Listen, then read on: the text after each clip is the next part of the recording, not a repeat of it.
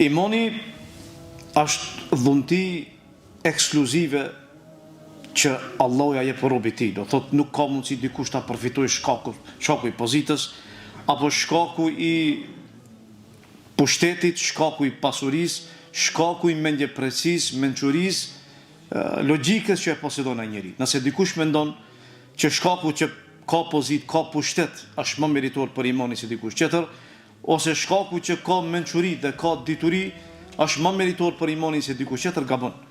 Për shkak se realiteti e dëshmon të kundërtën. Ne gjithë jemi dëshmitar që shumë popull që kanë zhvillim më shumë se popujt e tjerë nuk kanë iman. Janë jo besimtar. Dhe Allah Azza ka bërë që të mbeten ashtu. Dhe ka shumë individ që janë të mençur, megjithatë i shef që janë të devijuar. Ibn Taymija kur fol për aspektin e Mu'tazileve, një sekt ose një grup i devijuar, thoshte që ata janë njerëzit më të mençur dhe kanë mençuri dhe kanë mendjepreci, megjithatë janë devijum. Thoshte Ibn Taymija rahimullah, thoshte për Mu'tazilet që Allah Azza ju ka dhënë atyre mençuri, po nuk ju ka dhënë atyre dalirësi morale. Ju ka dhënë atyre dije, po nuk kanë kuptim. Ju ka dhënë atyre zemër dhe ju ka dhënë dëgjim dhe ju ka dhënë shikim, megjithatë ato nuk ju bën dobi para asgjë.